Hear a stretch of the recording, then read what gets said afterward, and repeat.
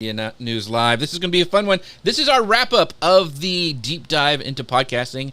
We've kind of done a 5-part series, and Erik Fisher is here to just, lay it to rest, so put it to bed. Put it to bed, but because he's a podcasting pro that I've known for a long time, and also another podcasting and live streaming pro, Chris Stone, is here, who is going to try to keep us together because we'll go off track, and Chris is the one who can do all that for us. So we want to make this show all about you, so make sure you ask your questions down below. If you know somebody who's maybe struggling with their podcast or even maybe starting one for the first time, this is a show for them. So just mention them down below wherever you're watching this from or where you're listening from. Share this with them. Call them into the conversation. Even if they can't watch it live, we're more than happy to answer questions after the fact. So make sure you guys do that. I appreciate you guys watching today. Chris Stone, how are you doing today, my friend? I am living the dream. I'm on the best show on the interweb, Social Media News Live. Well, you know what, Jeff? I'd be watching anyway, so why not show up and try to interrupt you two knuckleheads? And look at this, what he did. He actually put the whole logo. Now, that's a professional, ladies and gentlemen. Look how awesome that is. For you guys listening, he's got my logo up on his TV. He's got a fancy, smancy studio, so very, very cool. We've got some friends in the audience. Our friend Gary Stockton, who always watches over on YouTube, saying, "Good morning, you good people." Usually we're lovely, but Chris came today, so we're not that. Thanks, Gary, for stopping in. And we've got our friend over at LinkedIn, Martin Buckland, saying, "Good morning from Toronto." Is it hot in Toronto? Because it's hot in Texas. I don't know if it gets hot up there in Toronto, but gosh darn it, it's hot here. And then we have the other person from Dealcasters, Jim Fuse from Fusion Marketing, saying, "Hello, beautiful people of planet I know that guy. Earth." Yes, planet Earth. What planet is he on right now? I don't know, but that narrows it down. That is an excellent first question. Yes. All right, so we're gonna get going on this because there's so many cool stuff about networking and podcasting. So I'm gonna hit go on the podcast machine. Are you ready with your line there, Chris? Because I made sure you had it ready. So okay. Yes, Here I am. We go. Hello, folks. I'll start that again because I was laughing. Hello, folks. Welcome to Social Media News Live. I'm Jeff C., and you're not. And I'm Chris Stone, and this is the show that keeps you up to date on what's happening in the world of social media and more. Have you ever wondered if you can have genuine networking in the podcasting world? Maybe you've been curious about techniques that lead to maybe impactful connections beyond the microphone, or maybe you're just wondering if networking can help grow your podcast or live show. If these thoughts have crossed your mind, then today's episode is tailor-made for you. We are delighted to host a guest who embodies ideas of networking in podcasting. Erik Fisher, the man behind Beyond the To-Do List, will be unveiling his podcasting journey, his networking strategies, and his invaluable advice for creating lasting relationships with a podcast. So sit back, clear your schedule, clear your mind, and get ready for this week's episode of Social Media News Live. Erik, my friend, how are you doing today? I'm doing great. Thanks for having me. Man, that was a build-up. Jeez. Oh, yeah. I've got to live up to it now. You better. If I could talk, I mean, golly, I have like rocks in my mouth or something. But if you don't know Erik, he's been on the show before. He's co-hosted on the show before. He is amazing. You really need to know him. You need to follow him everywhere. He is the producer and host of the long-running Beyond the To-Do List podcast. For almost 10 years, he's talked with experts. Over 10 years. Over 11, actually. It's 11 now. 11 years. He's talked with experts on how to implement productivity strategies in their personal and professional lives. If you listen to one podcast about productivity, it needs to be this one. He has got some fabulous, fabulous guests and asked some great questions. He's also currently the account manager at Now Marketing Group. And Erik, I just appreciate you coming back on the show because I know you're busy over there at Now, but I appreciate you coming on. And Chris Stone, my co-host, who does so much stuff. He's been in the music industry. He does podcasting. He does live remote producing. He does the Dealcasters. He's taught me all I know about Amazon Live. Chris Stone, thank you for coming today, my friend. Thanks for having me on the best show on the interwebs. I'd be here anyway watching and listening, Jeff, and you know that, and I just love being a part of this community. And Erik, is this like your 58th time on this show? I mean, he's been on a lot. Haven't counted. Really, you haven't been on since like a year. Like, I don't think you've been on for a year or so as a guest. I don't know. I think there's been at least once or twice in the past year. Well, you did the productivity for podcasting episode and getting ready for 2023. So that's why I'm saying, so that was probably the last one. So anyway, right. I'm talking about podcasting, and we talked about, Chris doing live streaming. I do live streaming, as you can see right now. But I wouldn't be able to do that without our sponsors. Wrong button there. Holy cow. I'm doing everything wrong. Socialmedianewslive.com. That was Leslie Samuels screaming whistle at you. So I'm sure he appreciates that. But you can find out more about Ecamm at socialmedianewslive.com/Ecamm. They're what allow me to do amazing things like accidentally press the wrong button and bring on a video. You can bring on a video during your podcast if you would like, but you can do all sorts of cool things. And actually, when we're done with this, I have isolated tracks of all of the audio from all of my guests. I have isolated video tracks, so I'll be able to cut that mistake that I just made live on the air very, very easily because of Ecamm. So if you want to find out more about them, make sure you go to socialmedianewslive.com/Ecamm. Let me hit the right button now. There we go. All right, on with the show. All right, we're talking about networking and podcasting, and I think this is something that we don't really talk about because you don't think of like a podcast to be a networking thing. But if you start, because a lot of people don't talk about it or drill down and say, hey, this is a strategy you need to use. But it really is. We've got some friends who are in a mastermind, and one of his strategies is he's interviewing people to help him get a job because he's interviewing CEOs who need his services. We network when we're getting guests on our show. Networking happens when Chris and I do kind of the same thing. We repurpose clips. That allows us to network with other people that we want to have on our show, with people we've had on our show. So I think it's something we really need to talk about, Erik. And you're really good at this because I've listened to your show for a long time. You've got amazing guests like Michael Hyatt, John Acuff, Todd Henry, and not only have you've had them on once, but you've had them as repeat guests. And they wouldn't come on your show if it wasn't good and they didn't find value from being on that. So I just want to kind of start the whole thing, like, how has networking, played a role in the success and the evolution of Beyond the To-Do List? Well, it's plain to me that networking is the only reason I have a show. I wouldn't have any success even starting the show, with the landscape being different now than it was back then, because it was because I had enough community involvement with other podcasters and podcast fans and connections in that, with different podcasts, and as well as co-hosting one at the time that gave me a lot of connections and awareness that allowed me to start the show at all. But not only that, but then to grow it as initially and as quickly as I was able to. And so just knowing that I had those people to rely on, and I'm not talking like, onesie twosie Facebook messaging all my friends and family, which back then I did some of, admittedly, right. Because it's like, hey, I got a podcast, you're super excited. And, things have changed a little bit. You don't technically do that.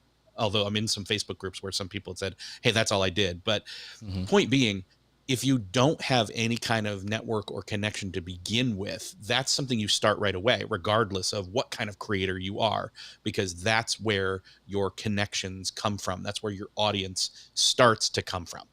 Yeah. And I want to talk a little bit about, because I think people will find it interesting, is how we met, how we got started. If you guys don't know, we've talked about it before, but Erik and I are part of a mastermind group that we've met for over 5 years. Every Monday it's like almost like getting close to 7, I think. Anyway, but we met back at Podcast San Diego, which was kind of this add-on thing that was at Social Media Marketing World. Was it in 2012, 2011, somewhere around there? Yeah, it was. I think it was 13. Well, I think it was 14 or 15. Yeah, one of those two. Because I wasn't speaking at Social Media Marketing World at that point, and I had. Yeah, I think it was 15. Because I think it was the second year that I was at the event, and I think it was, and I met you at the event. But then the next day, we found out we were both going to this essentially a all-day meetup with some sessions and some community and some networking that Podcast Movement was putting on. And so we were both there and happened to see you again. And I can't remember if we were sitting down at the table eating lunch together or not, but I just remember we started chatting more. I know we met the day before that, though, in the hallways at the Manchester. Yeah. And because you can't not remember that you met a guy with that beard. I didn't have a beard. I was just starting. Remember, it wasn't really there. It was a little baby beard. It may not be where it is now, but Yeah. it was way more than I have right now. And so it was definitely standing out. I got to call that out. So back to that, because we went, and I had not started a podcast. That's why I had gone to podcast, San Diego's, because I wanted to learn, and I had an idea to take Manly Pinterest Tips to be a podcast, and that's when we met. So take us back a little bit to that. I mean, you told us you just saw me with my scruffy face, but like, why did you go to Podcast San Diego? You were pretty established as a podcaster already. So why did you go to that, and maybe some takeaways that you had from it? Well, the thing is that you can't not attend events. You can't ever, I mean, ultimately the thing about networking is you can't ever not. It's like working out. Once you get it to a certain point, you can't just say, okay, I've reached my peak and now I'm done. You have to continue to interact with people. The thing about networking is it's not about the network itself, and it's not about what you get out of it or what you give to it. It's about the relationships, and that's an ongoing thing. I mean, try to tell your wife that, like, hey, we've been married for like 10 years now. I think I'm going to stop like trying, whatever that means. Right. And so, again, I liked that it was a small, local, face-to-face gathering about a singular topic. And honestly, I think we need more of those again. I think we've got all the large podcasts. I mean, we've got a number of large podcast conferences out there. There could probably be room for one or two more. But I think there's way more room for the thing that's kind of like a pod camp. And if you're unfamiliar with that, that's something that Christopher S. Penn and Chris Brogan created. They happen to call it pod camp, but it was really all kinds of content marketing and creation and all that before the creator economy was called that back in the day. But that was something where in most of the major cities, you'd go to Boston or Chicago or Nashville was one of my favorites. We even did one, I think, in Indianapolis once. But there's wherever you were local within an hour or two drive, you could find a pod camp that was an annual thing, and it was an all-day 1 or 2 day thing, and it was sessions, and anybody could speak. You didn't have to like pay or submit. You did submit, but then you got on the list, and there was this thing called the law of 2 feet, that if you were sitting in the session and it didn't apply to you within a couple minutes, you could get up and walk out, no hard feelings. The magic was always in the hallway, and it was that kind of a thing. And so that is, I think, something that needs to be brought back and coordinated, I think, a little more. Somebody else, I'm making the call. Somebody needs to do it. I wish I had time to do it. I think maybe a conglomerate or group of people could do it, but let's do this. Yeah. Well, I want to just real quick, one of the things you said about always be learning, and our friend Dan Miller, who is a longtime podcaster, one of the things that always impressed me, and I still see him at Podcast Movement or other conferences where he's attending, he attends sessions and takes notes. He has made it. Like, he is one of the big wigs, I think, but I don't know how old he is. He is older than me, but he continuously learns, and he doesn't come and speak and then bail. He sits there and he goes around and he talks with people and he goes to those sessions and is always learning, which I just think is amazing. So, well, the thing about that is that, and I've talked to him about this, is like, he said that basically Dan Miller said that he doesn't look at it. He doesn't look at his situation as having, air quotes, made it. Mm-hmm. He looks at it as he has a peer group. He has an audience. He has followers. He has fans. He has friends. He has people that need his help, and he's going to always continue to do that. And the thing is that just the landscape and the current state of things changes all the time. There's always new things. I don't want to put it in a FOMO kind of a framing, but there's always something new coming along to talk about, to try, to experiment with. And if you're not putting your hand on the pulse, either by showing up in person or even doing something digitally, or having trusted curated sources of news, et cetera, and or people with good opinions like Dan and this show, that you're going to miss out on something that could invariably move the needle for you much more than what you're already currently doing. I mean, if I've learned anything about productivity, is that things continue to move and there's ways to optimize things, but only with awareness and data. And that's what doing that and showing up and being present and interacting with people does for you. That's great. So speaking of being present, Chris Stone, I don't remember where the first time we met was. I think it was at a conference in real life. I mean, we had talked back and forth online and stuff, but I think it was maybe at Podcast Movement, or maybe it was the Amazon thing where we first met in real life for the first time. But I would love to know. We met was networking on a podcast on Dealcasters. Jim Fuse says, "Hey, there's this. Do you know who Jeff C is?" I was like, "I know who he is, but I've never met him yet." And so Erik, I mean, this isn't. I always in my business when I'm dealing with someone and I'm having a client call with a prospective podcaster, I always tell them the most underrated, and I mean that in the best possible way, because people hear underrated, they think it's a bad thing. But people forget about this being one of the most underrated, in fact, in some cases, the most important part of doing a podcast. This is your opportunity to meet more people. And this is your opportunity to get more contacts. People want to talk about LinkedIn Navigator. They want to talk about all these, ways to get leads and to get all these contacts. You want to do business with somebody, ask them to be on your podcast. And then be able to interact with that person and network with that person. But I think a lot of people when they get into this business, Erik, and they want to do a podcast, they just want to do a podcast because they think they should. And when you have a conversation with them about networking and actually increasing their business leads and increasing what they can do from a business perspective, you start having that conversation with them, but they're just starting, right? So maybe, is there something in your experience, Erik, because you've been doing this ever since the microphone was invented, is in your experience, is there like, what was the moment, or maybe a story of when networking actually said, and you were like, oh my gosh, this is for me. This is actually something that I can take and develop and use in my podcasting as a part of your journey. Well, I think the best story I can tell you, I mean, again, I would say that there's no amount of my show existing or having any success without networking predating that. So I knew of somebody who was pretty close with Michael Hyatt, and I knew that I had to have Michael Hyatt on my show. I didn't know how or when, but I knew it had to happen. And so I was at, I knew Michael was going to be speaking at, what was it called at the time? Blog World in New York City in the summer of 2012. And so my friend was going to be there too. And I said, hey, can you introduce me? We had never met before. Little did I know, Michael already knew of me because I was, doing little co-hosting things with other people. And so he had heard my voice, he had been impressed, and I didn't know it.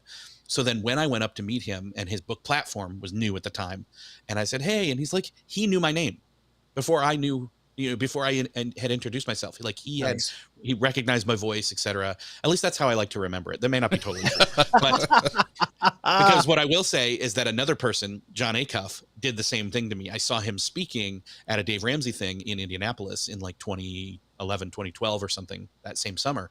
And I walked up, I was in line, got up to meet him, and I went to shake his hand. He's like, Erik Fisher. And I'm like, he knew my name already because I'd been interacting with him online and had caught his attention, etc. So but the importance there was I knew that I was going to have to suck it up, be brave, and ask for these bigger name people to be on my show, which did not exist yet.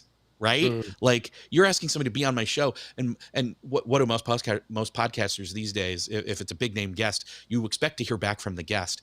Well, what's your downloads? How long have you been, how many shows do you have? And things like, all this data and metrics. And it's like, they didn't ask me any of that.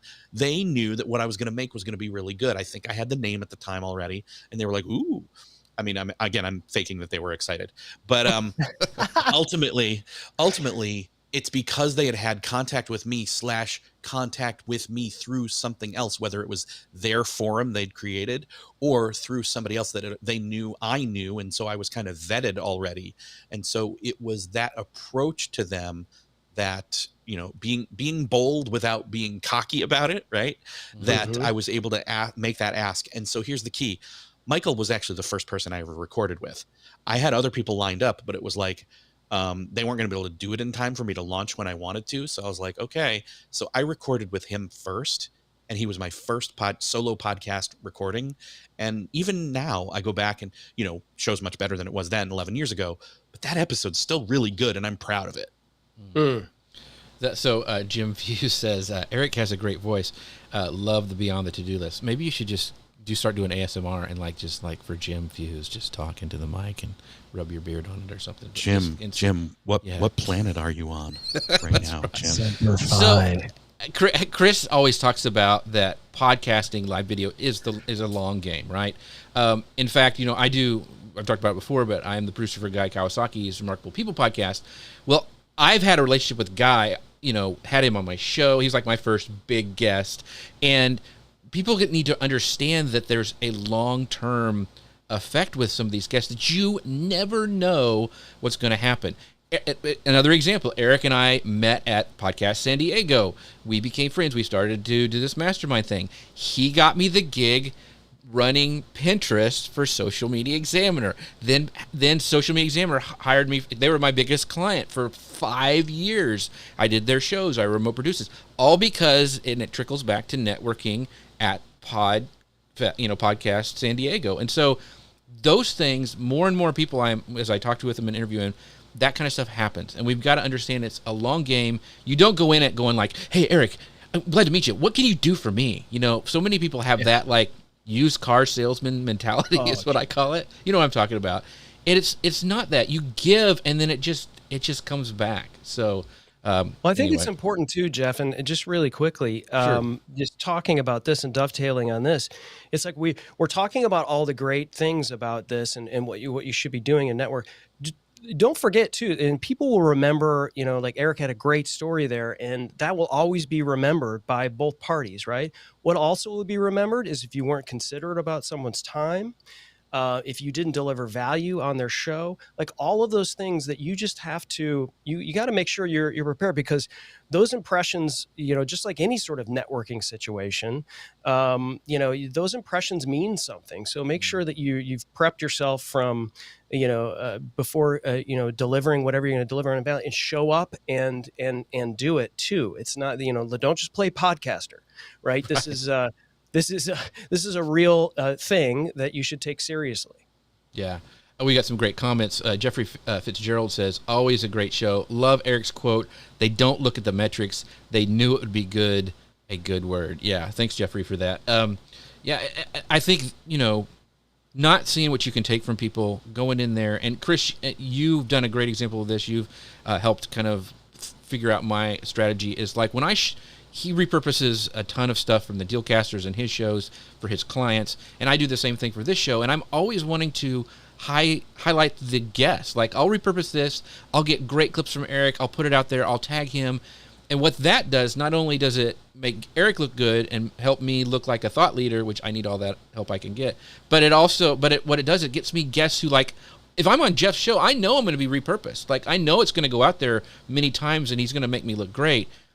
I don't think podcasters understand how important that is that when you make your guests look great, it really gets you better and better and better guests as you continue to go down the road. So anyway, on that note, Erik, what are some maybe some misconception podcasters might have about networking? You mentioned, not doing the ask, the worst they can say is no, but what are some other things that podcasters might miss when they're first starting out and they're wanting to grow their podcast with networking? Well, in podcasting, I think one of the misconceptions when it comes to networking is just common across every industry, which is that networking is about making connections so that whether you can get something now or get something later, you're getting something.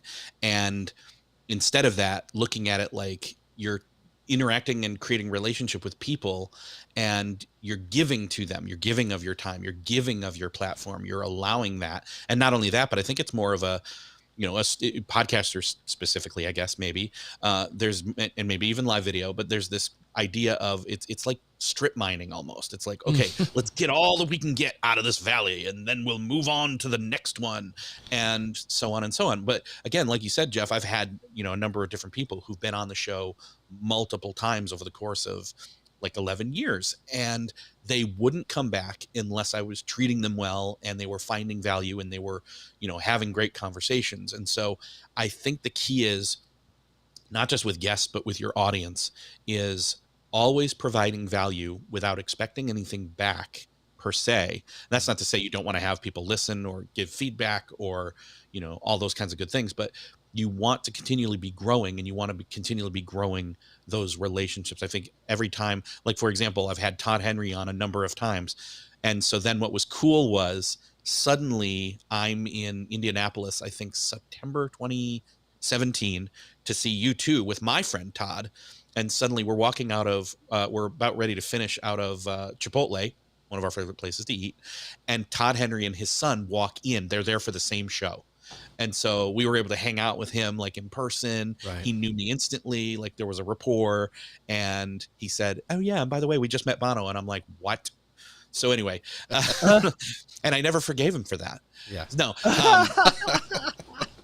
So again, that was all gravy. That was all bonus, but it was built up over years that like instantly, like he recognized me and I knew who he was. And then we walked back over to the Lucas Oil Stadium and waited in line together. And it was fun.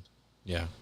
That's those kind of things are what make you love podcasting or live video or interviewing people even more, because it's, the world opens up when you're able to interview people across the world or a country or, whatever. It's just so cool. I can nerd out about this stuff for a long time. So I want to move on to this next section where we're talking about some strategies for this. And our friend Gary Stockton, one of the things he said, podcasts have a funny way of facilitating introductions. You never know who's listening. Yeah, there's something about being in somebody's ear that just is really, really cool. And there is that intimacy that happens, Gary. You're right. But Gary has a great question. And I'd love to know your thoughts on this, Erik and Chris. What are your thoughts on podcast directories or places where you pay to get access to guests? And I know, Erik, you have done kind of a pod matching kind of a thing before. I don't know if Chris has or not. I have not personally done one. But I first of all, let's talk podcast directories, and then let's talk about the access to guests. So go ahead, Erik. Yeah. So let's see. So thoughts on podcast directories directories are great. Like go look through them, find people. I know that I hope I pronounce his name right. Alex Sanfilippo or Filippo. Sanfilippo. Filippo. Yeah. There you go. Yeah. Sanfilippo. Alex Sanfilippo has created a number of different things, but one of the first things or best things even that he's created is this thing called Podmatch. And essentially it's like speed dating for guests and hosts to find common interests or you can advertise that, hey, I'm a podcaster, I should say. I'm not a podcast. I'm a podcaster. I am a podcaster who's looking for guests, and I'm looking for this type of guest, people who have expertise in these, say, key metrics, SEO, etc. And then other people can go in and say, I am a guest, or I'm looking to guest. I may be also a podcaster, but I'm looking to guest. And so it kind of matches you up, and you can consider / accept whatever. And it's a great way to start up conversations and or make those initial connections. You may not find, tons of them that work out great, but I don't, you may know this, Chris, if it's paid or not. I don't believe it's paid. I think it's just there for the benefit of everyone, because we all grow when we connect. Do you mean Podmatch? Yeah, Podmatch. It is. It's a paid service, and so it's just going to turn into maybe you should talk to Podmatch, Jeff, and we'll have them on. Yeah. It's going to turn into a commercial. They have guests and they host, but I am a part of Podmatch as an agency. So I have I have my clients that I go and I use Podmatch to get guests for the shows that I remote produce as well. Can't say enough great things about it, to be honest. And so I think the right answer, though, is both. You should use these things to kind of quantitatively fill what you need to stay consistent if you have a guest, and make sure you're really doing the due diligence and looking. It's a dating service, just like Erik said. So there's going to be some bad dates. I mean, it's just going to happen. This is the law of, whatever the law is. And right. So, you're going to have some clunkers, but it is, Alex does a fantastic job here again as a commercial for Podmatch. Here's my affiliate code. You can, they do a great job of going in and just weeding out the people that are bad actors, or the people that are just, not doing, just showing up and just paying the money and not doing anything. It's like, hey, this is not for you, right? We have serious people on this platform. We have people that really are putting in the work. And I've gotten clients out of it as a remote producer, because they'll be on a show and I'll pull them on as a host. And it's just sort of like, hey, can you do this for me? And I'm like, yes, I can. And so again, this is another part of networking, except I was, a producer for a particular show. Your network expands out, right? It's more of a quantitative thing, but the right thing to do is to really have a quality personal network and use these other services to help build it. And, it helps you as a podcaster become more consistent with your shows. Mm. So Eric, what is because Chris is taking it from an agency kind of thing. You have done it. I don't think this particular service, but you've used one similar. What has been your results for it? Would you do it again? Because I know you have to pay money to get in this network, and then they match you with people. You get them on your show. Was that valuable for you? Would you recommend somebody doing something like that? Yes, and I'll name it. It was Interview Connections, and it was well worth it, I think. And what was done, and what was great was that they did kind of this discovery stuff with you right up front, where they walk you through like, okay, and the purpose of it is for you as whoever you are. Again, I don't have to be a podcaster. I could just be a person with a new book or a person who wants to gain more authority and awareness. You go to them and they find you placement on other podcasts. And so I just happen to be a podcaster looking for other podcast listeners to listen to mine, but hey, whatever. But they went through, here's all the different topics Eric can talk about. Here's, and then they pitch you, and you have a certain amount that they fill. And if the person likes you and says, yes, let's have a discovery call, you do that. Or if they don't, and they just want to book you, you say yes. And if it's a fit, again, you can also deny and say, oh no, I don't think this is a fit. But I got to admit that, like, not only by doing those, did I see an uptick in other outside of them people asking me to be on shows again, which was something I hadn't done for a long time and kind of gotten out of it in terms of my regular rhythm of seeking out or being asked, etc. It was well valuable. So I just think that the more you're appearing, the more you're seeking out appearances. Again, key here is I'm always of the mind to go out of way and ask people to be on mine. And I get a lot of email pitches about, again, I get so many. At some point here, I need to do a real case study and just say, here's how many I got in a week. And here's how many were. You could tell they didn't even listen to your show. Yeah. Right. And that's the thing is like, hey, I love your show on productivity. And this person talking about this topic. Here's my guest who's I think should be on your show. Way other topic. It's like Bitcoin. And I'm like, builds Hello Kitty purses. Yes. Yeah. That holds Bitcoin. And it's like, okay, what? Yeah. So on this note, because I have not used this, and what I have done, I usually, as my friends or my people in my circle, or from when I worked at Social Media Examiner, the people I was in contact with, that way I was able to invite on the show.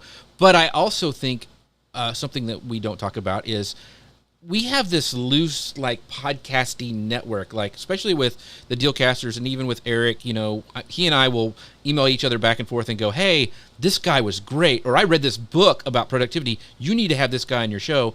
But Chris, a lot of times, he'll say, you need to have Dave Jackson on your show. I'm like, so, and Eric said the same thing. I'm like, okay, I need to get Dave Jackson. And so it kind of use your own internal network to find, because we have this kind of loose base thing where, Chris will say, hey, can you give me an introduction to this person? And I'll say, hey, I saw him on your show. Do you think he would be a fit on mine? That is one of the best ways to do it, because having that email introduction or that messenger introduction is just the coolest way to do it. So anyway, I wanted to say that. And I think a lot of it is because in Eric, you probably see this a lot. There are just people that's their marketing is getting on as many podcasts as a guest as possible. And what happens is they're on 450 podcasts in a year, and they say the same thing on 438 of them. And so, like, they're not. Are they serving your audience? And so you just have to understand, like, you are as a podcast host, your job is to serve your audience, and having an interesting guest is cool, but is that interesting guest really going to serve your audience? And if the answer is no, just because they have a name, then maybe you don't have them on your show. And I think there's a ton of people, again, the bad actors in Podmatch are kind of weeded out, but for the most part, there's a ton of people that are like putting in the reps. I gotta get in as many podcasts as I possibly can. I don't think that's necessarily a bad thing. But if they're saying the same thing every time, do you really need to have them on their show? And if you've got a really robust network like you're talking about, then you can kind of mix and match and really help serve your audience. Yeah. And we have, real quick, I've got a response to that. So okay, go ahead. Do your response. My secret sauce, as I've shared a couple different times, so it's not so secret anymore, is it's fine if I listen to guest X on 5 different shows and I know their talking points inside and out. That's great. But what that means is I've heard the host ask those questions and them answer with that same answer. But then that means you do your homework and you come up with the follow-up questions that only you would ask, so that your episode is the standout episode.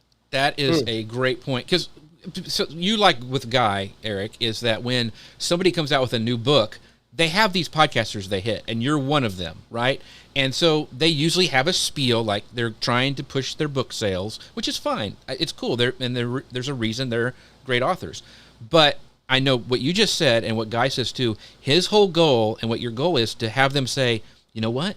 Nobody's asked me that question before. That's when you're like, ta-da! I got it, And so that, I think it's okay to get those, but make sure that you, like you said, and what Dave Jackson just said, you still need to do your research. Pre-interviews are a good thing. And who is this Dave Jackson? So I didn't do a pre-interview with him. I probably should have done that. Speak of the devil / Hall of Famer. That's right. Look Dave at him. He's even his icon is like him accepting the award. That is amazing. I'd do that if I got that. That's right. Yeah. So, well deserved. Thank you, Dave, for chiming in. And by the way, his episode was 2 episodes ago. Make sure you go listen to that. I was on his show. I don't think I screwed up too much. So go listen to that episode as well. But as we're going on these strategies, because one of the things is I want to bring up questions from people. Our friend Dustin Stout, who is also a guest way back. You need to go check it out. We were talking about AI. He's got an amazing tool. By the way, Dustin, read an article yesterday from Insider, mentioned your tool. This guy was building this great, awesome app, and he used your tool to do it with. I hope you saw that, but it was an Insider, so very, very cool. But he goes, tuning in late, has there been any talk about growing a purely entertainment-driven podcast with no side business that's meant to generate leads for? Just doing it for fun, I guess, was he saying. Because he's asking because he has a friend. Yeah, I have a lot of friends too, Dustin, who just wants to be a podcaster in the style as, for example, Joe Rogan. He's not sure how to grow a podcast like that when it's not a niche or kind of topic. It sounds like he wants to be a podcaster to be a podcaster. Does that make sense? I mean, he wants to just be entertainment. So what are your thoughts on that? A lot of us have tried entertainment podcasts in the past. I know Eric has done a YouTube podcast. I think he's frozen right now. But so, Chris, I'll go to you. What are your thoughts about this? Can you hear me? I can hear you, yes. Yeah. Okay, good. If the video's just frozen for some reason. Yeah. You look like you're thinking hard. Chris, I will go for you, and maybe Eric will unfreeze by that time. I mean, if you're someone that people know, right? I mean, you have some sort of quote unquote celebrity, then yeah. I mean, how many podcasts have you hit play on and you know who the person is and you're like 5 minutes into this, you're like, okay, I learned about you walking out and getting your mail today and talking about just random subjects. I mean, the only reason why a lot of these people are getting, listened to is because of, now if they're, interesting and they have, something that would drive people to listen to them, even though they don't know it, it's a long game. And I really feel like just doing something from an entertainment perspective, if it makes you feel great and it's fun for you, totally fine. I mean, having fun is a great reason to do a podcast. It absolutely is. Some people will do a podcast just because it's self-therapy for themselves. Like, I'm going to try to improve myself, so I'm just going to have a podcast about it, and hopefully it reaches somebody, but it's really completely self-serving. Totally fine. But are you going to expect that to become, top of the charts on iHeartRadio or whatever? No. I mean, It's just, don't expect that. But if you're wanting to drive more business, I mean, you really have to get a little bit more tactical about who the people are that you're serving. Like, who do you want as to be at the top of your funnel or whatever you're trying to do? If you're trying to be a keynote speaker to get more gigs, are you targeting the people that book you for gigs, right? Are you being a little more tactical about the message that you're delivering and being able to solve those people's problems? And there's nothing wrong with pure entertainment podcasts. It's just, not only is it a long game, it's a longer game, in my opinion, unless you have some level of celebrity. That's just my opinion. I think that's a great. What are your thoughts, Eric? I completely agree. I think back in the day, it would have been an easier starting point and easier to do with just a, hey, I'm going to talk about random topics kind of show. But how do you find a show? Like, again, if I as a person were looking to go be entertained by a show like that, where do I go to look for that? Like, what do I call it? Like, what do I search for? What's the SEO on that? To go with our friend Lauren Gaggioli's expertise. It's like, oh, guy talking about stuff. Like, how much different things is that going to bring up? So I think, unfortunately, you do need to narrow it. This is one of the reasons why I personally have not come out with an additional podcast in my production that in time, but because you had to narrow down the topic. So, and it takes a while and it takes a thought process, but I think you have to niche at least a little bit. Yeah. So I want to bring what Dustin goes. My friend just wants to make a living doing a podcast where he just talks about random topics of interest. And he said, Dustin also said, he's not a celebrity, but he has a great personality.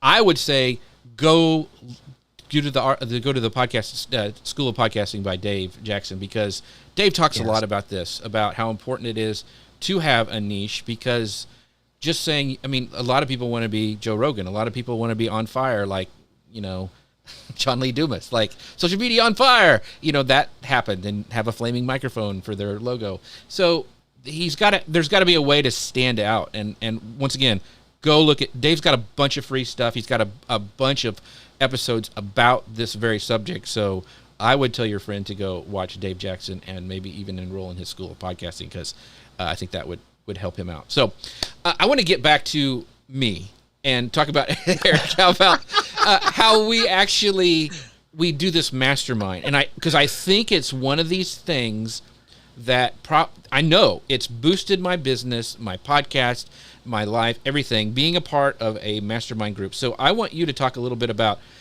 joining or starting a podcast mastermind group. What are some key factors that you might think of? Because we've been doing it for a long time. We actually have gone now beyond just, we're talking about podcasts. We talk about our business and our life, and kids moving out of the house. So it is a very integral part of my Monday mornings that I don't miss. So talk about that, and just kind of, if somebody's wanting, like, I want what Jeff and Eric have, how do they do that? With any good mastermind, it's always about the caliber of the people in the group. You can have considerations about topic and how many people are in the group, but it all comes down to the quality of the people in the group and the openness of the people in the group. And so, and hope that they accept you. There's that, what is it? Groucho Marx quote about, any group that'll accept me is not a good group to be in. Anyways, you want to have expectations, and you want to have them met. You want to all agree that there's a certain standard or code, or, like, you don't want people, I mean, masterminds, there's usually this hot seat thing where, okay, this week it's this person and this person, or just one or whatever, and it's their turn to share and all of that. Thing is you don't want to come around to somebody whose turn it is for the hot seat, and they're just like, yeah, I need help with this and this. And it's like, they don't really have, I mean, you're there to help them, and for them to help you when it's your turn. But if they're not really fully present, if they're not really engaged with the group, if they're just showing up, for their hot seat day to get a whole bunch, but then when it's not their hot seat, they're not sharing, they're not giving insight, they're not observing and helping, then, that's just selfish. Again, that kind of goes back to, the whole strip mining thing. It's like, well, I'm in this group for me, not for you. And that's not the purpose of a mastermind. Yeah. And it's okay to walk away. Like, it's okay to say, like, you don't want to stay and say, oh, it's going to get better, when it's probably not, because it's the same people. But once again, I really want to figure out a way. And, I think this is our friend Lou Mangello saying, the Erik Fisher. He's got a great mastermind and group as well. But so, we met at a conference. So I want both of you guys to talk about, when we go to these, because we formed it, the mastermind, after we met at a conference, thought, let's continue this conversation weekly, is kind of how it developed. So how do you approach networking at, like, large events and conferences, especially when you see people like, it's easy to go hang out with the same people. Eric, you talked about having a strategy. It's funny because we were all planning on going to this really big podcasting conference, and we're all not right now. So you also have to figure out the ROI. What would you say, Chris? We're talking about it. It's right. Like, podcast movement's happening next week, but we're not going to be there. Yeah. Hey, but there's a reason until now. Yeah, but there's a reason why. Let's just say this caveat: we all wish we were going, right? Yeah. We all wish that we were going, and the reasons 100%. vary between us, and that's okay. Like my daughter's going to college, as well as there's like some budgety stuff, which again, that's directly related to college. So whatever. But you better believe I'm already planning on going to something else in January and hoping to go to the next podcast movement anyway. Right. So there you go. I think what it comes down to is there's been too many events that I've gone to, and that after it's all said and done and I'm on my way home, I realize, oh crap, I never hung out with so-and-so, or we didn't get to spend enough time together with the people that I did hang out with. I go in now trying to have a what I call a hit list, because I'm a networking assassin, and or at least I try to, and often I try to make plans with those specific people ahead of time that I definitely want to spend as much time with as I can, or at least make sure I have a good 20-minute, half-hour coffee with, and I try to plan those out as much as possible before the event happens, so that I know that I've got those in my back pocket that are definitely happening. Obviously, leaving wide open the room to meet people like Chris and Jeff serendipitously through other people, because again, that's how you add people, and you grow your network and find out, oh my gosh, I didn't know I had so much in common with Jeff, or those kinds of things. You just don't know till you actually meet him. But again, you've got to go in with some kind of an expectation of ROI to make it make sense, and it definitely means hanging out with certain people, whether you already know them, or again, you can have a hit list. And I have different tiers of the hit list, I should say. So the one is people I know. Another one is people I want to spend a lot of time with. And then there's ones where it's like, hey, I just want to shake their hand and say thank you. If I only get to do that, great. If we get a couple more sentences, or even 5-10 minutes in the hallway, perfect. But I lower my expectations, and then just try to make sure I know, where they're going to be for speaking, and kind of either go to the session or sit outside the session, or be there when they're leaving the session, those kinds of things. And I was able to do that with some people. Yeah. So Eric and we always meet over the buffet line. No, that's no, but eating together, going out to eat with friends and stuff, that is another place to be strategic. Chris Stone, I want to know what you do, because you're a very strategic guy.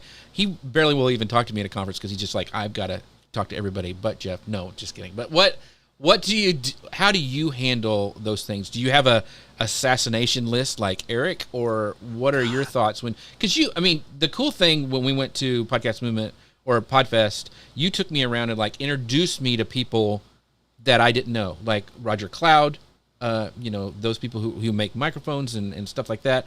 You introduced me to some of your contacts, which I just was very thankful and grateful for. Got me some brand deals and stuff. So what is your strategy when you go to a conference like one of those? That's exactly what I do. Is I try to be a connector. And that is how I serve when I go to those. I don't look at it as here I want to learn this. Of course I go to learn and sort of, but my rules basically for one of my rules every day. Well, here's my 3 rules: listen to music every day, make my wife laugh every day, and to create more than I consume. So when I go to these events, those rules are still the same. I call my wife and I make her laugh. I listen to music, and I try to create even when I'm at those events. And the way I create is I connect people, and I try to create something there while I'm there. And of course I'm going to consume. I'm going to go see Erik Fisher, talk about something. I'm going to go see, Marcus Sheridan talk or whatever I'm going to be able to do to try to learn and to sharpen my saw, of course. But I want to sharpen somebody else's saw. And so that's really what I try to do. Is I try to, Podfest has, I'm on their board of ambassadors or whatever. So that's one of the things that I do for them is like, hey, do you know Jody Krangle? She does voiceovers. You're looking for somebody to do, something here. Hey, you guys need to talk. Maybe it happens, maybe it doesn't, but I'm trying to connect people and help people, because a lot of people, and we haven't talked about this, Eric, is like a lot of people are introverted, right? And they're going to these things and they're freaking out inside and they don't know what to do. And I thought the one of the shows that you did on Beyond the To-Do List, I don't know, it was maybe 2-3 weeks ago with Phil Mershon, and you guys, you were talking about, how he orchestrates that event and how he presents things to different types of people. Some people they just need someone to kind of go, hey, tell me about your show. What can we do? Like, and just point them in the right direction. And then you feel better about it. Yeah. I think that there's so much good wisdom in there, and that's going to be repurposed, by the way. But one of the things that I like to go to conferences, and I like to see who's on the fringes, like, because I have been that person, like high school, junior high, like we have been there, and I always want to go and talk to them and bring them in to the conversation. There's some, and I think Phil taught us this one time, is like how even when you're standing around in a circle, to be open so people can come in and join that circle and not be a closed off thing. There's all those little techniques, and Phil's going to cover it in his book. Our friend Gary says, he's going to a B2B forum in October and hoping to make some new connections in addition to learning. Gary, you're not going to have any problem with that because you're very open and very giving, and I'm sure that you're going to make some great connections. The other thing I always like to do, kind of my strategy, is I want to go to a conference and learn something, but the only other sessions I go to is when my friends are speaking. Like, I want to support them, Katie Brinkley was, she was speaking that, I think, podcast movement. I went to her session. The other stuff is, let's talk about the hall stuff, like, because that is where the magic happens. And Eric, I want to know if you've ever had a missed opportunity that taught you something about networking. Like, was there a time where you went, if I would have just had enough courage, or, if I would have, that guy later on I found out was like a big fan of mine and I didn't even go up and talk to him. Have you ever had anything like that where you wish you kind of had a missed opportunity? I think there's been too many to count. So that's kind of why I came up with the hit list, because, let alone, I mean, there were just, I'm trying to think of a specific one that doesn't feel too shameful. But I think, honestly, I think one of the things that kind of helped me out, and, to tie this back into podcasting, was I just thought, you know what, it would be amazing to get this specific person. I'm doing a productivity podcast. Well, productivity, you think David Allen, getting things done. Right. And the story I always share is that, I thought right up front, it was within the first few episodes, I thought, I'm going to need to reach out and ask, because I don't, who knows how long it'll take to get him. And what I did was I emailed through his site, and within 24 hours, his wife replied and said, David would love to do it. How about this day at this time? And I did not expect to get that answer. And I could have gotten a no, and I would have been okay with it. And I would have replied and said, hey, so is there a process, or, all those kinds of follow-up questions. But getting the yes suddenly made me think, wait, so the worst that can happen is I get a no? Well, then, or they shrug me off. Well, okay, fine, whatever. I can deal with that. I can even deal with not getting a response. But getting the yes feels so good. Why not just keep going? So, I think that ultimately that kind of paved the way for being a little bold. I am sure there's been a couple of times where I've gone up to people or tried to, and I think really the real issue, and this is again why I do the hit list and try to do the pre-planning, is if I haven't done that planning, then I'm not going to be in the right place or right enough place or right enough time to be able to make that by chance, handshake and thank you, like I want to. And so I had completely missed out on, and there's a couple where I was like, oh, I missed out on that one.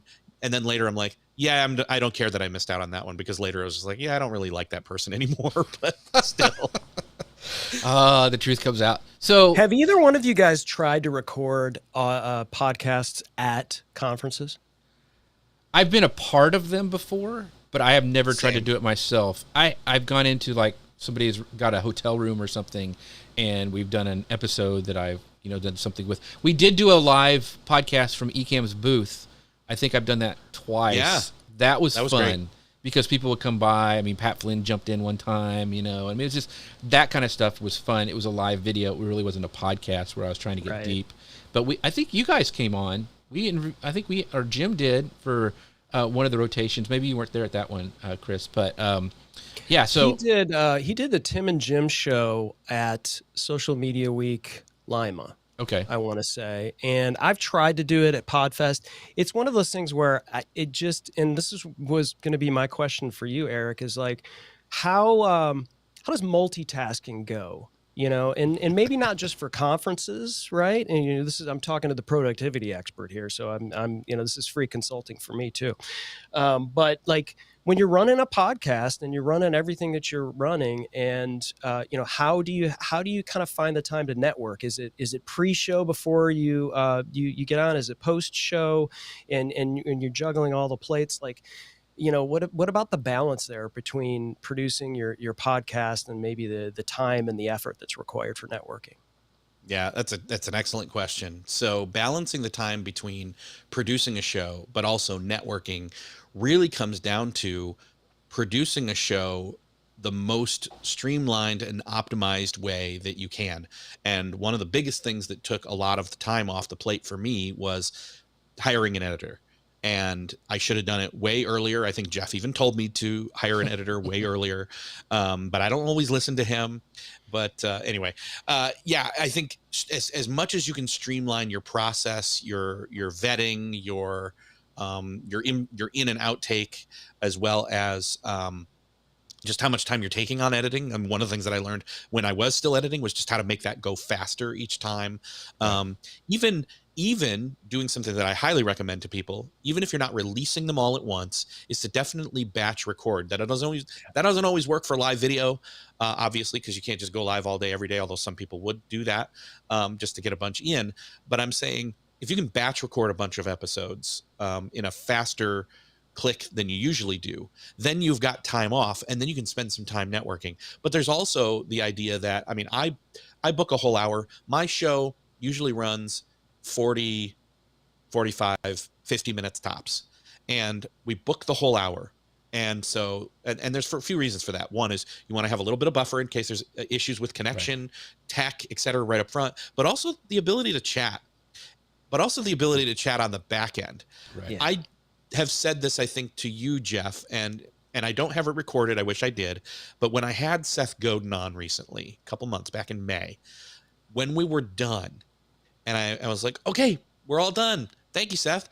He said, Eric, you are really good at what you do. And if I didn't have that extra time built in, like, he wouldn't have said that to me, and it wouldn't have filled my heart with joy and made me feel super inspired to hear that from him specifically. I mean, anybody can say it. Jeff can say it. It won't mean what Seth said. And so anyway, just having that buffer time in your connection time, but then also in your, oh, you know what? I'm going to follow them on all the socials. I'm going to interact. I'm going to like that, not just to share my show and get them to share the show, but for me to see what they're doing and like what they're doing. And I've done that intentionally with guests. I have a guest who was on. She's really good at this. And she used to work at Netflix. She's really good at this. She has emailed me on like July 1st.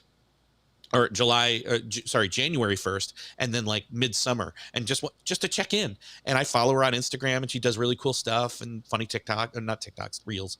And I wouldn't have that connection now. I mean, again, at some point I'll have her back on, but it's not just about that. It's about like, we're connecting, and she's thinking of other people that'd be good on my show and things like that. And again, it's not all just about the content you're creating. It's about the things you don't know and the connections that you make that you don't know are going to change your life.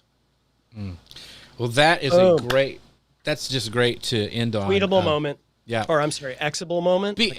What is because that? I just don't think you can podcast in a vacuum. Even if you're doing a solo show, you've got to have people to help you either push it out or, help you with show ideas.